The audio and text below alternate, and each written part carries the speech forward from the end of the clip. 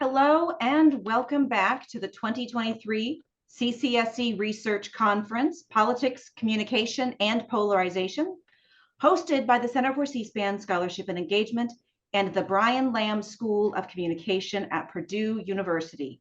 I'm Andrea Langrish, Managing Director of the Center for C-SPAN Scholarship and Engagement.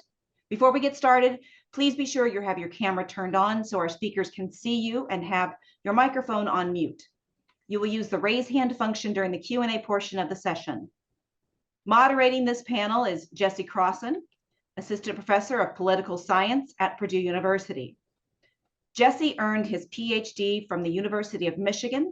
He previously served as an assistant professor at Trinity University in San Antonio, Texas, and as a fellow and visiting research scholar at Princeton University's Center for the Study of Democratic Politics. Jesse is also a faculty affiliate in the Center for Effective Lawmaking and sits on the advisory board for the State Oversight Academy at the Carl Levin Center at Wayne State University. His research, featured in journals like the American Political Science Review and Legislative Studies Quarterly, delves into the impact of party competition on American political institutions. He utilizes computational social science and causal inference econometrics to study how competition influences legislative agenda setting, the interplay between organized interests and political parties, and the resource allocations of individual members of Congress. His work has received funding from the New America Foundation, the National Science Foundation, and the Dirksen Congressional Center. At Purdue, Crosson is the co-director of the Program on American Institutional Renewal. Join me in welcoming Dr. Jesse Crosson. Wow, well, I am unmuted. Good. Well, thank you very much, Andrea. That all made me sound way more impressive than what I am. In fact, I'm quite sure you all joined today to hear from our wonderful presenters. So let's dive into that. First up today, we have Diana Deyoe. And so, okay, there we go. There goes the slides. Diana, I got to pull up my bio here. Diana is a second-year PhD student in the Brian Lamb School of Communication at Purdue University. Her research focuses on social media, relationships in politics, and she seeks to understand how relationships are formed and shaped by social media and the relationship between social media and politics. Her thesis, titled Tolerated, Muted, Removed, a study of pre-existing relationships across political lines on social media using SIDE, the investment model, and the model of accommodation, was recognized as the 2022 Purdue College of Liberal Arts Distinguished Master's Thesis. Her work has also received a top award from the National Communication Association Conference, and her teaching experience includes interviewing, science communication, and public speaking.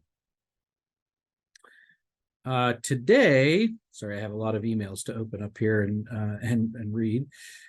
Today, her research will be focused on, there we go, how politicians and journalists frame their discourse surrounding TikTok and the role that this may play in the public perception of the platform and ultimately the policy that may come to regulate it. She uses qualitative textual analysis to analyze congressional questioning testimony of TikTok CEO and media discussions from various news outlets to determine areas of convergence and divergence in debates between political parties. So join with me in welcoming Diana Deyoe.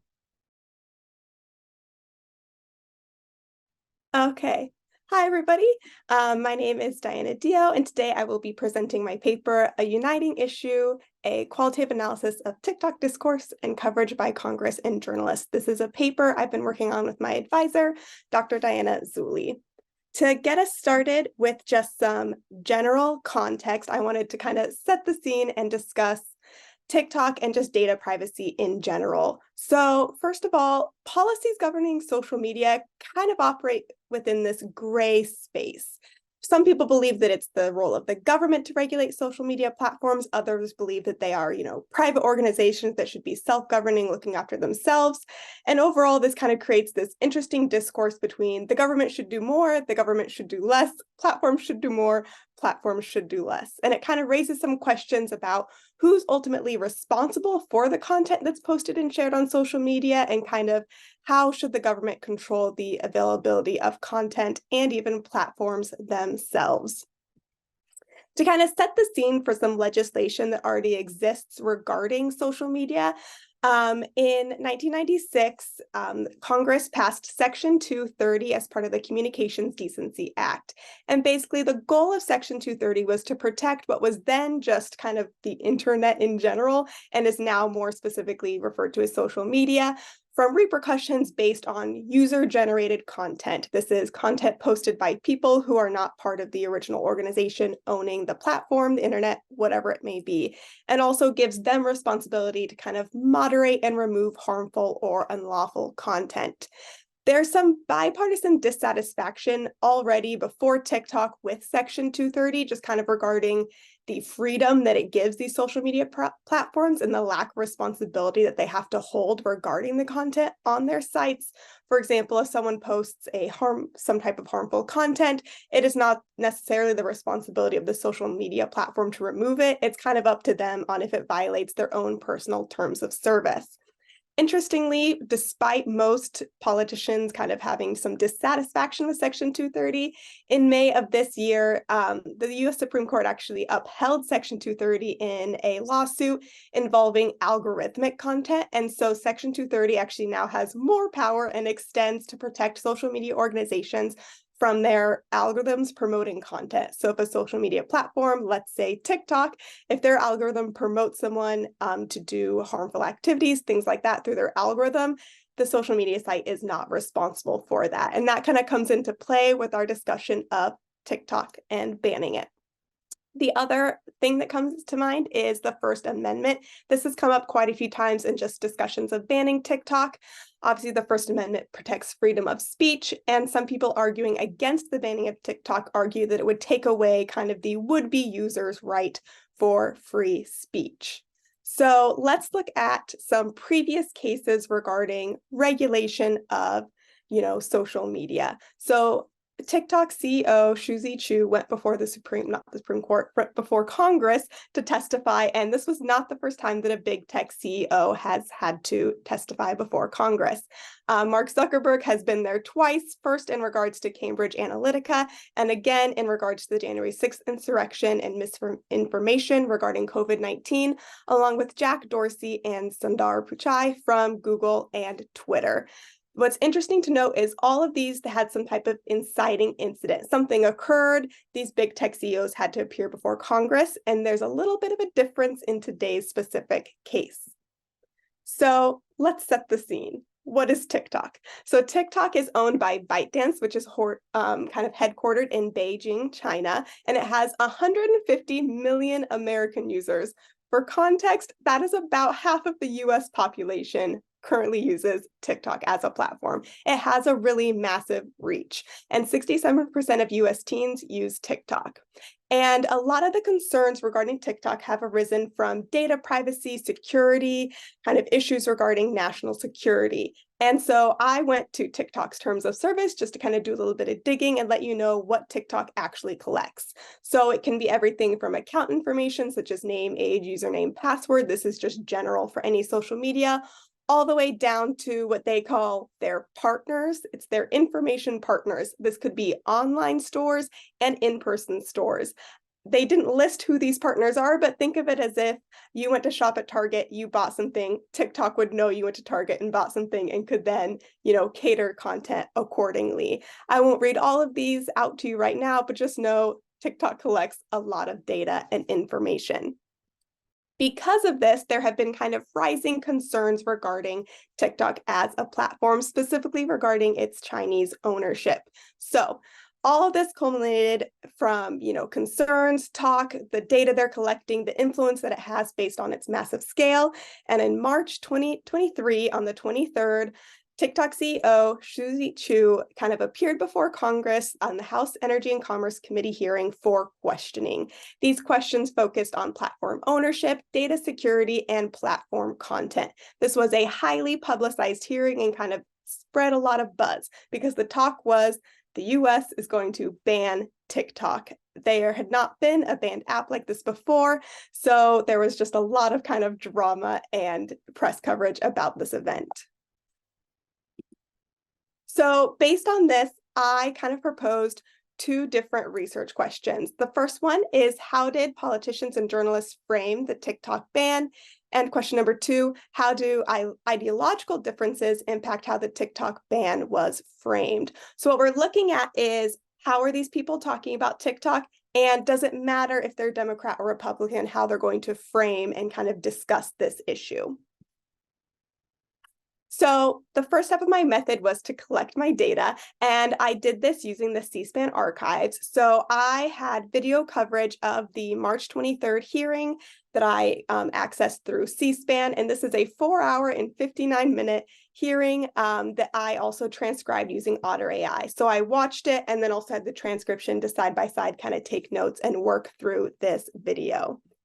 And then to get the journalist side, I chose 3 major news outlets from all sides to kind of try to represent left, neutral, and right leaning. So CNN was my far left leaning, CBS was my neutral, and Fox was my far right leaning. I used Nexus Uni to select articles 2 weeks before and after this March 23rd hearing.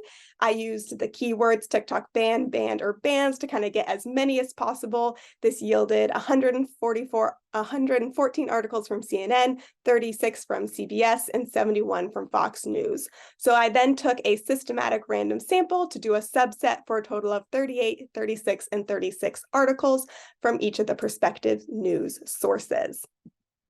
So I then used an inductive textual analysis, so just kind of open coding, looking for what I find, and a deliberative coding process along with Dr. Diana Zulli to kind of go through and determine codes and themes and just go through every piece of data and pull key terms and quotes related to our context. The themes were formed and based on each source individually, so just CBS, CNN, Fox, themes within those, and then also as the overall sample, as well as from the C-SPAN video to kind of look at the politicians. So now here's the fun part with results. So for research question number 1, how did politicians and journalists frame the TikTok ban? Here are my kind of general findings and themes. First, the TikTok ban was framed as necessary given 2 main concerns. TikTok is a national security threat, and it's a threat to users, specifically children and teens.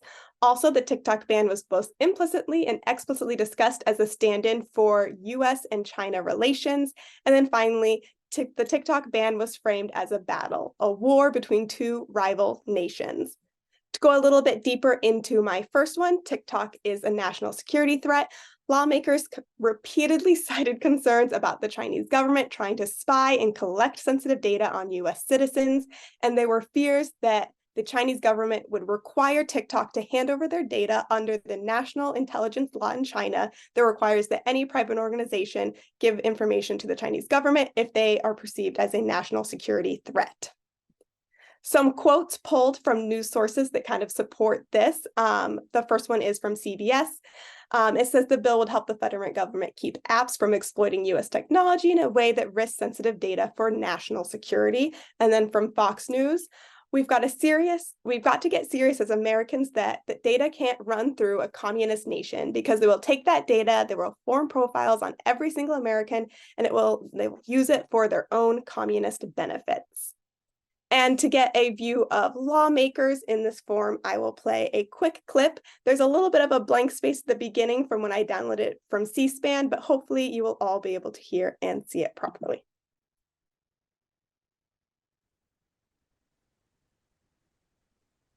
That you weren't sharing data with the CCP, but leaked audio from within TikTok has proven otherwise. TikTok told us that you weren't tracking the geolocation of American citizens. You were. TikTok told us you weren't spying on journalists. You were. In your testimony, you state that ByteDance is not beholden to the CCP. Again, each of the individuals I listed are affiliated with the Chinese Communist Party, including Zhang Fuping, who is reported to be the Communist Party secretary of ByteDance, and who has called for the party committee to, quote, take the lead across all party lines to ensure the algorithm is enforced by, quote, correct political direction. Just this morning, the Wall Street Journal reported that the CCP is opposed to a forced sale of TikTok by ByteDance, quoting a CCP spokesman as saying the Chinese government would make a decision regarding any sale of TikTok. So the CCP believes they have the final say over your company. I have zero confidence in your assertion that ByteDance and TikTok are not beholden to the CCP. Next question. So our next theme is related to TikTok being a threat to its users, specifically children and teens. So a lot of lawmakers and journalists cited kind of just the continuous strolling capabilities and endless content of TikTok as having potential negative impact on its users. Specifically, they wanted to look at concerns regarding the Chinese government's ability to push propaganda and potentially censor or control the flow of content that children are seeing. These are evident through quotes from CNN and Fox News, one of them looking specifically at propaganda and censorship methods on TikTok. And then the other one, I kind of underlined the keywords so you could see they likened teens on TikTok to adults addicted to gambling or slot machines. So really trying to highlight that addictive nature of the content. And again, a video from C-SPAN kind of showing a lawmaker discussing this issue.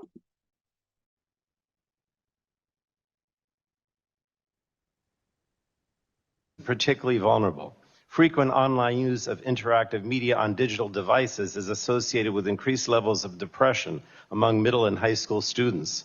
Research has found that TikTok's addictive algorithms recommend videos to teens that create and exacerbate feelings of emotional distress, including videos promoting suicide, self-harm, and eating disorders. Public outrage and hollow apologies alone are not going to rein in big tech. Congress has to enact laws protecting the American public from such online harms. So our next theme is the TikTok ban was both implicitly and explicitly discussed as a stand-in for larger US-China relations. So the bill under consideration did not specifically mention TikTok as just a ban on foreign-owned apps, but the main conversation was always focused on specifically China and the CCP. So journalists discussed how companies in the US might gather similar data, but the key difference was that TikTok is a Chinese-owned company. The TikTok ban was also a larger signal to US-China relationships through the emphasis on bipartisan support. This was not Democrats and Republicans versus each other in the ban, it was the US versus China. And TikTok was said to not represent what's known as American values. Some quotes that kind of mention this from the articles I looked at. You can see here they talk about, do you think we'd be having this conversation if it was a Swedish-owned company or a Finnish-owned company like Angry Birds or Spotify? It is about it being Chinese that's really driving the concern. And then the next quote, you really notice a pattern here, the bipartisan concern about these growing worldwide threats. That was actually the whole focus about the hearing. Both sides were in total agreement. We've got to do something about these threats. A quick video that kind of supports this theme from C-SPAN.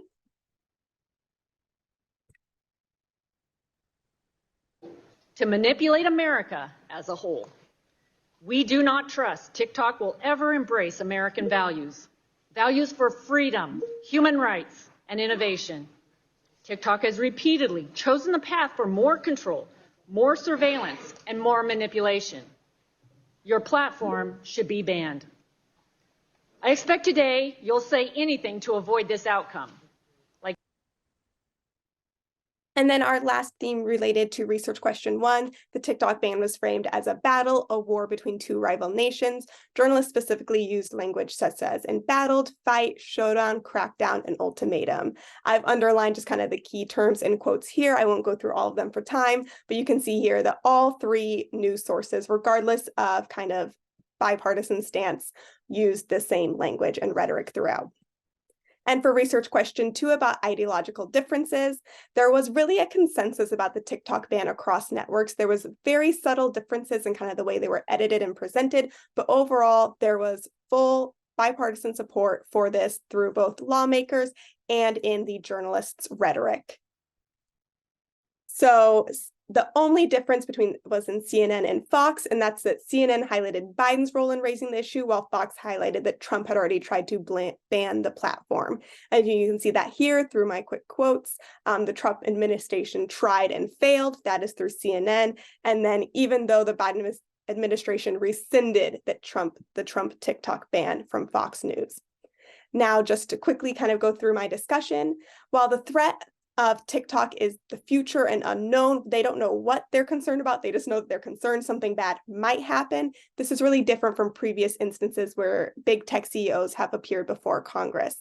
Also, while lawmakers and journalists discussed the surveillance and data collection that TikTok had, the discourse really just reflected that broader paranoia about China. TikTok was potentially just a convenient target when really it comes down to these two nations rival in kind of a show for power. Banning TikTok was potentially just a useful way for Biden to seem tough on China.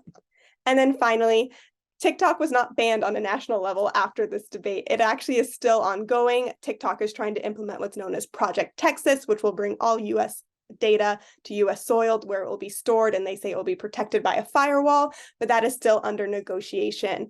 And even though nothing came from these hearings, it was just really interesting to see this full bipartisan support where people said they really came together and supported the banning of TikTok.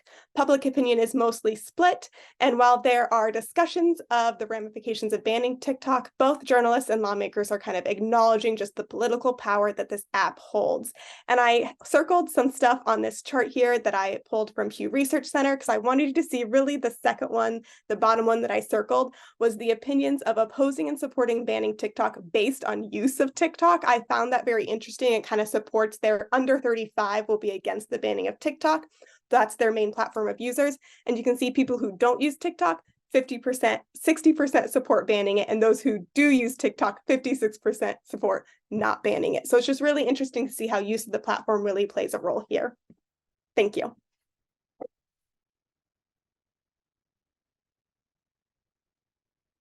Okay, we have a few minutes for questions for Diana, both Deyoe and Zulin.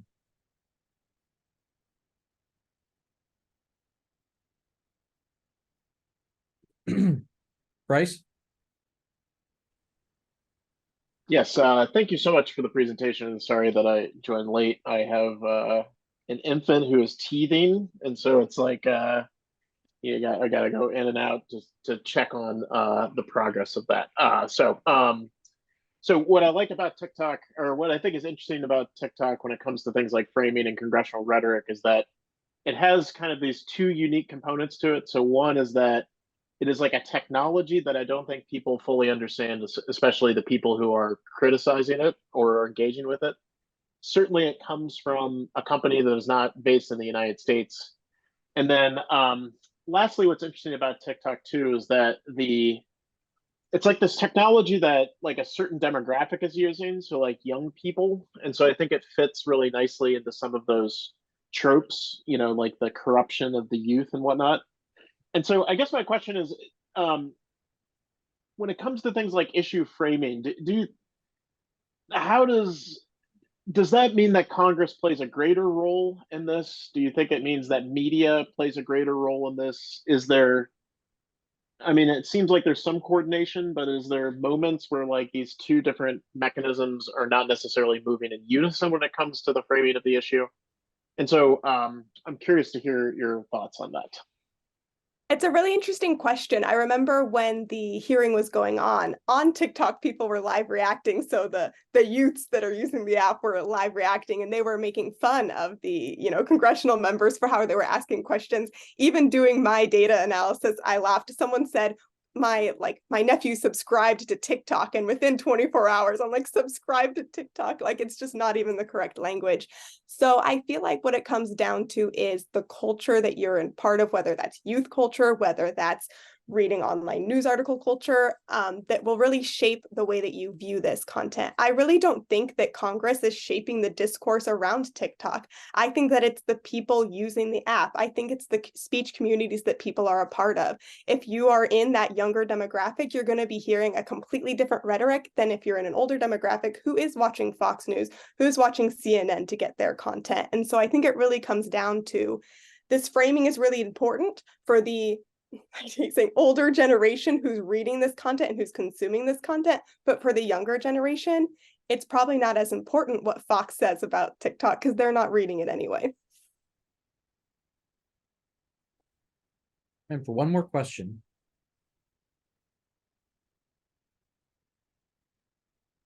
I could jump in here for a quick question.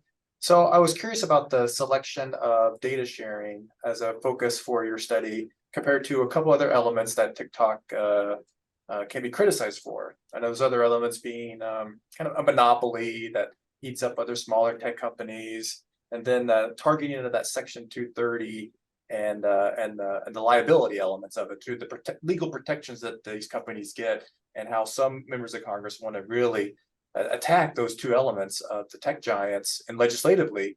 But it seems like that was beyond the scope of your study, and you wanted to focus in on data. Maybe you can't do everything, but I was just curious about one over the others. Yeah, I really focused in on that because that was what just the majority of the rhetoric was about surrounding the topic. I'm sure that there are more niche groups maybe talking about, the monopoly of TikTok, but for the most part, I was focused on what was just the general public discourse, which what it really came down to was data security, a national security threat, and also the Chinese ownership of the app. So it was outside the scope of what I was looking at, but it would be really interesting to see how that impacts opinions of TikTok. I'll jump in real quick on that. So I agree with everything Dinah said, but in the data, we did see small discussions. They were not large discussions about alternatives to TikTok. And there were some talk of, we're American. We've done this before with other platforms. We can just replace TikTok because we have the same features on Instagram or other things like that. And so there was slightly a talk about, we can just replicate what TikTok has done, and that shouldn't be a problem. But I think if they had if the journalists and lawmakers had a broader understanding of the app, they would recognize that the norms of the app have not been translated across different platforms, and that younger people have different understandings of how these apps and the type of communication that is enabled on these apps. So I think that'd be a really interesting question, but yeah, that was outside the scope. All right, we will now move on to our second speaker, Dr. Annelise Russell. Dr. Russell is, my notes went away, is Assistant Professor of Public Policy at the University of Kentucky. She is also Faculty Associate of the U.S. Policy Agendas Project and a member of the Comparative Agendas Project. Dr. Russell's research interests include questions about how policymakers communicate their agendas and the role of the media, particularly social media, in the political process. Much of her research is on congressional decision-making and communication, including an active research agenda in the intersection of social media and political institutions. Dr. Russell publishes research across political science, public policy, and communications, including in American Politics Research and Policy Studies Journal. Much of her interest in political communication stems from her work as a journalist working for the National Journal, Congressional Quarterly, and San Francisco Chronicle. Her paper dives into the digital practices of congressional leaders and the evolving rhetoric surrounding new media technology. By scrutinizing lawmakers' communication strategies about digital engagement, Twitter, and the media landscape, her research seeks to understand motivations behind shifts in Congress's digital practices. So with that, I invite you to welcome Dr. Annelise Russell. Thank you so much for having me. Let me make sure I do this correctly. All righty. So I appreciate getting to talk about this. Anytime anyone allows me to talk about digital or communication in Congress, I consider it a win, because usually there's only a handful of folks that will let me blather on about this. But this project sort of looks at the evolution of digital dialogue in Congress, specifically around social media, and thinks about how that has progressed and changed over time. So typically when we think of social media use in Congress, this is the image that we have, right? This is Senator Ted Cruz scrolling and trolling himself during a congressional hearing. Very advertising focused, focus on self-presentation, right? And a certain shift in the incentives for what presentation looks like in Congress. But Congress's digital history, right, is ever increasing, right? Many years ago, now Senator, former Representative Ed Markey hosted a congressional hearing in Second Life. If you haven't ever taken a peek into this or heard about this, I highly encourage you to read about it because it's hilarious. But right, this, early on digital adoption has led us to this place, right, where we have lawmakers, as we just heard, right, actively having conversations about the security and safety around digital platforms. And so the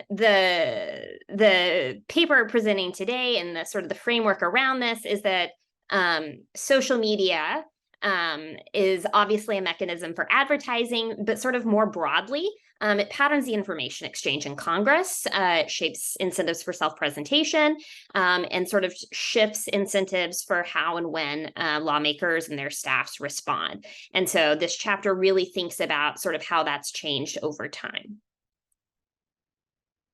So typically when you think of social media in Congress, these tend to be the examples that I often give, right? It tends to be something from Chuck Grassley or Cory Booker, who's like talking about vegan recipes. Or if something a bit more political, right? Although interesting, as I'm just realizing that these are the cases I had pulled, right? You've got Menendez, former Cawthor, right? You get much more political rhetoric, and this is what we've come to expect. These are the types of things that go viral and redirect legislative agendas. But the question that I'm interested in asking is, how do these platforms themselves get integrated into the fabric of Congress, right? Who's talking about digital and how? And what is this conversation around digital? And so I often describe it in a lot of my work is that social media often has dual effects when it comes to Congress, right? We are pretty good, I would say, increasingly understanding it as a mechanism for representation, right? A lot of my work has been on sort of how social media gets used for representation. And especially when it comes to campaigns, there's a whole lot of work in this space to speak about presentation and campaign rhetoric, but less so about sort of the institutional impact, right? How we think of congressional capacity, the fabric of the institution, and how it affects the way the institution itself communicates, both sort of internally and externally. And so this notion, right, of how Congress and lawmakers respond to digital and new media is nothing new. You could take it back, right, to early adoptions of the internet, and you could talk about radio and television. But to a certain extent, Congress is always behind, but it's always been adapting, right? It's not that it's ever necessarily caught up, but this isn't a new problem for Congress. They've been consistently moving from the internet, fax blast. I think I had someone mention that they sent a fax blast up until 2007 in the Senate, right? So again, adapting over time, albeit somewhat slowly. We also have party leaders who are constantly trying to figure out ways in which digital and communication can be adaptive for political and caucus gains, right? This is a picture of former Senate leader Reid, who in 2004 instituted the essential war room, where they began to respond and use digital, and at the time referred to as new media, to respond to Republican legislative and electoral victories. And you also, right, like as the presentation was talking about, right, you have journalists in a changing journalism environment that engages with digital in different ways, that forces Congress in a lot of ways to think about and engage on digital platforms and engage at a rapid response rate and adapt to that with increasingly online and digital media, a lot of which sort of came into vogue around 2010 with the introduction of Politico, BGov, and then additional outlets more specialized like EE. So taking all of this together, right, how does this contribute to sort of this evolution of digital discourse in Congress, and what can it tell us? And so for this chapter, I propose a mixed method study, right? And so very thankful to be able to delve into the C-SPAN archive for looking at how members of Congress talk about social media over a in this case, 14-year period, right? And specifically looking at what lawmakers are saying about specifically Twitter, Facebook, Instagram, and TikTok. And so that leaves you with about almost 3,500 mentions of these platforms over this time period. And a lot of these mentions, again, sort of similar to what was just presented, sort of give you a sense of some of the policy debate around social media, digital norms, how lawmakers themselves address tech concerns. But I think important to pair with that sort of policy uncertainty is also the communication capacity piece, right? And how offices themselves are dealing with a lot of social media and digital media opportunity as well as constraints. And so I pair that with an ongoing qualitative study where I've been interviewing for at this point, I guess, almost 4 years, not members of Congress, but staffers in Congress, particularly staffers and reporters, to understand communication norms. And so pairing that archive, but also providing context for how the institution itself is managing a lot of this digital and how they're thinking about it at these key inflection points over time. And so all of this is interviews at this point. Like, obviously, I'm not doing them all in this chapter, but I have over 200 interviews to pull from to really give context to the discussion that lawmakers are having. And so while I'm still currently going through a lot of this data, I can talk a little bit about what we found so far.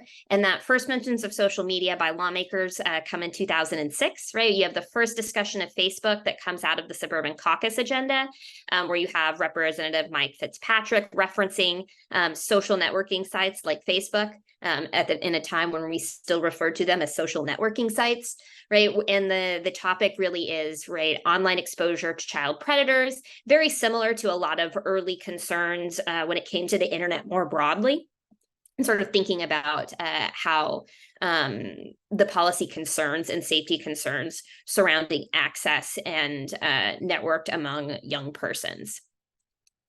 But then again, right, as we've more recently heard, right, it's not an unfamiliar refrain, right? We fast forward to 2003, and we have lawmakers who are now proposing to ban social media content for people under the age of 13 using very similar rhetoric, right? That big tech has exposed our kids to dangerous content and disturbed people. From one of the Senate sponsors, Tom Cotton, bipartisan sponsored bill, to again address some of these concerns. And so I think it's interesting and worth thinking through, right? How did we move through this time period where in some ways we're back to where we started as far as the tone and the rhetoric.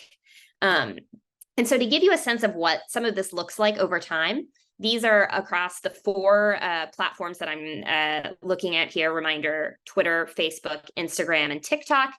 This gives you a sense of how it's been mentioned by lawmakers, either in hearings or speeches over time, right? I think there's the obvious increase, right? As you might say, there's the Trump presidency, but also very, very much so. In this data set, this is very much the 2016 election and concerns over safety and security as well, and then the quick drop off given COVID.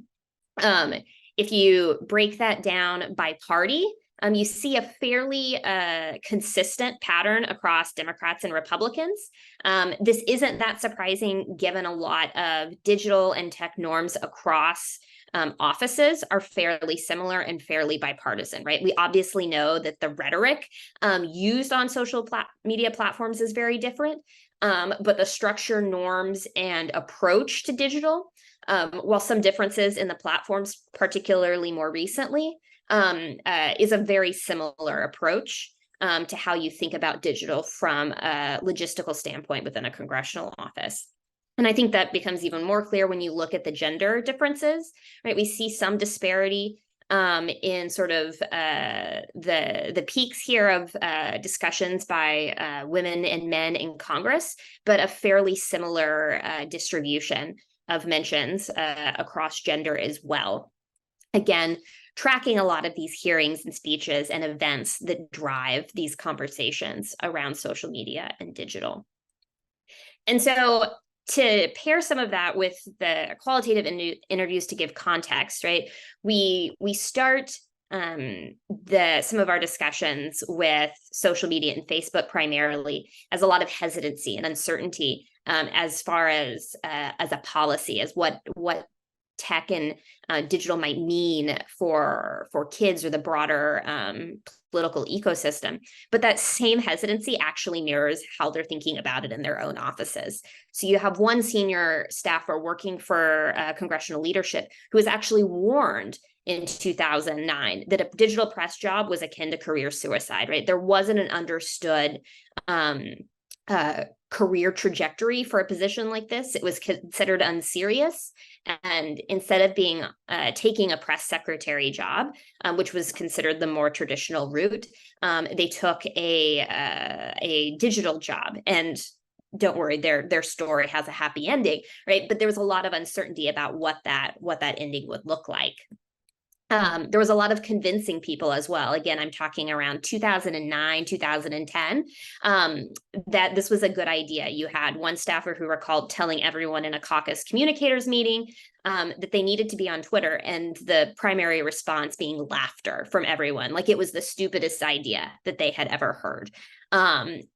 Fast forward to a number of years later, where if you ask everyone, are you on Twitter, that every single person would raise their hand. And so it's a very marked shift from where we are today, but again, gets to much more of the digital uncertainty that we see from a capacity standpoint, but also from a policy standpoint as well.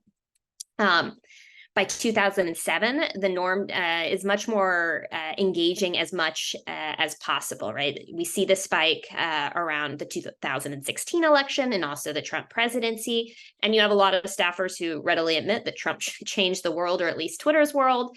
And then they were at the point where they were pushing and trying to get as much content out as possible.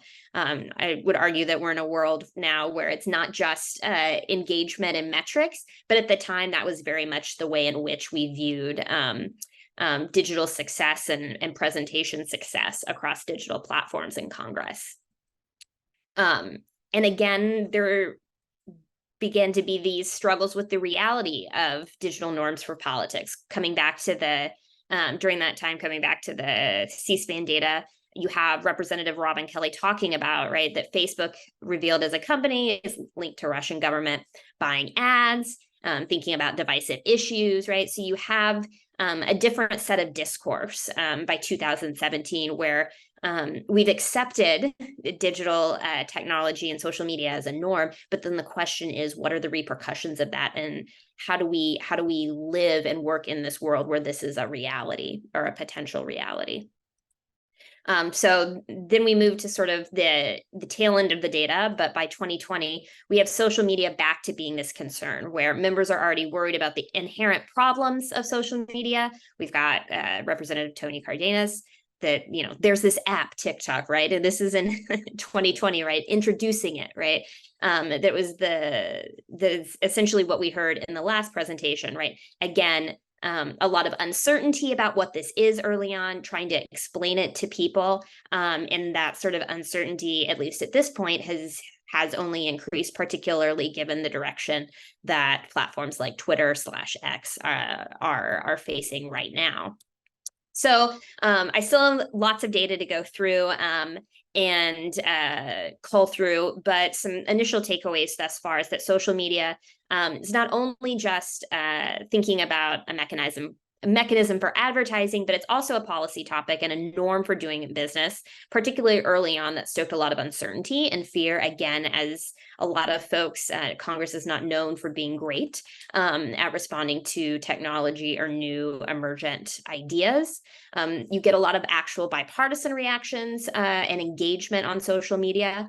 If you go over time looking at social media outputs, you find that total output is not predicted by party for the most part. It's these fundamental norms for everyone, and so it's a question of, with across the board adoption, where do we find distinct differences? And one of those is the inherent uncertainty and safety concerns, right, that return after 15 or so years later.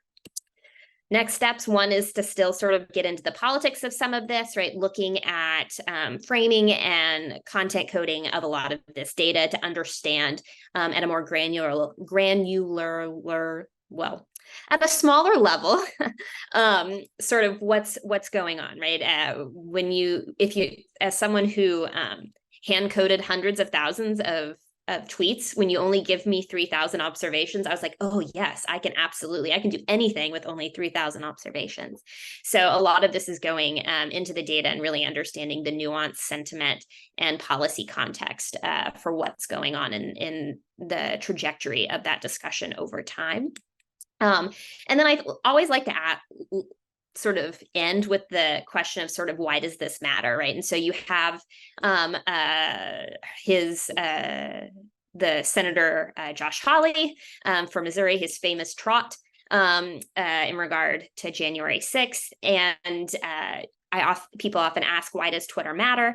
And so the example I usually give is that in response to the Dobbs decision last year, or rather, I should say, in response to the leak, there was a lot of uncertainty, a lot of what do we do now? What do we say? And it will not surprise you that Josh Hawley was the first person to respond to this leaked news, and the person who responded the most over a 4-hour period. And then we ask, okay, so why does that matter? This is Roll Call's story the next day, with the lead photo and the lead quote coming from Josh Hawley, right? So when people ask me why do a lot of these digital dynamics matter, they have implications not only for the institution itself, but sort of how the narrative gets reported, and the story that we tell about Congress more broadly is directly connected to that. All right, thank you so much for your time, and I appreciate it.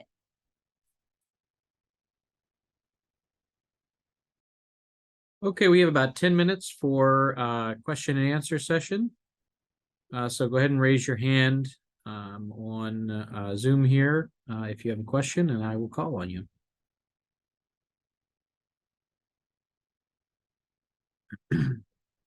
Bryce? Yes, thank you for the presentation. That was very interesting.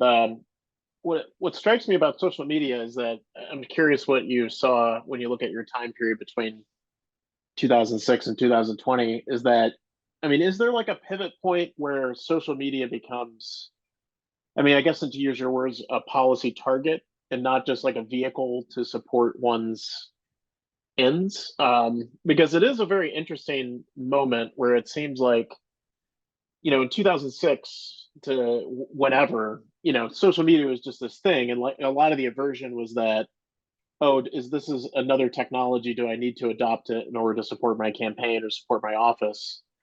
And increasingly, over the last 5 years or so, it's an opportunity to draw lines, to create policy distinctions about how your views towards social media versus others. And I'm curious, within this time period, was there like an inflection point? I mean, was it Trump? Was it something else where we've kind of shifted to social media policy and not just like, oh, I'm grumpy because I don't want to use this new technology, but I'm going to have to because it seems to be effective at running a campaign. So I'm curious what you saw. Yeah, so I think the question about inflection points is a really good one, and I think there are a few obvious ones, right? The Trump presidency especially changed a lot in the sense that not that we were not moving in a quicker and more rapid pace, but it sort of fundamentally broke the 24-hour news cycle, and it's minute by minute, hour by hour. I think the hard part, though, with that, particularly on the Democratic side, is at the same time in the Senate, you also had a major transition between Harry Reid and Chuck Schumer.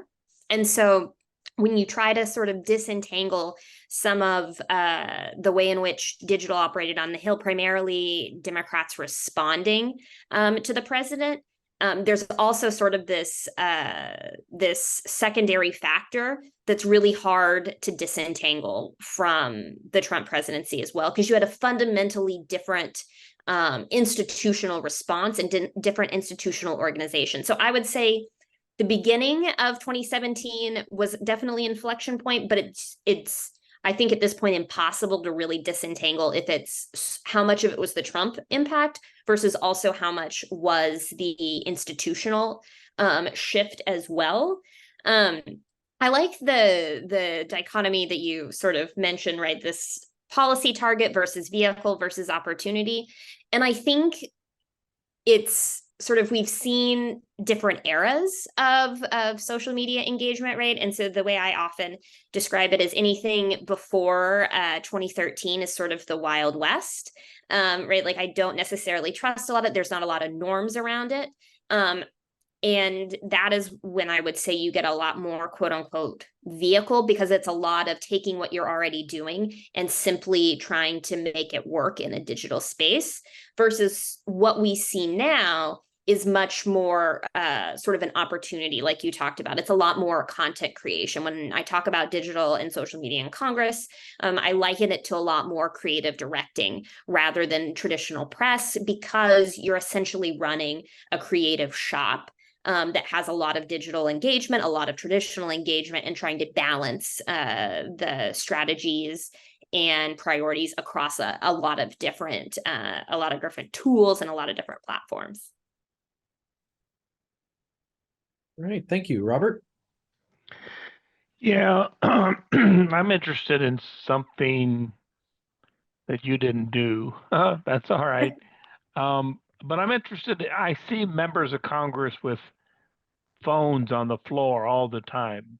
And I'm curious about how much tweeting goes on during the Congress. Now, you could take something like the State of the Union address, which is a fixed point in time and goes for about 90 minutes or 70 minutes, and see how much tweeting is done during an official event of that sort. But has anybody looked at that? What kind of tweets come out of official events?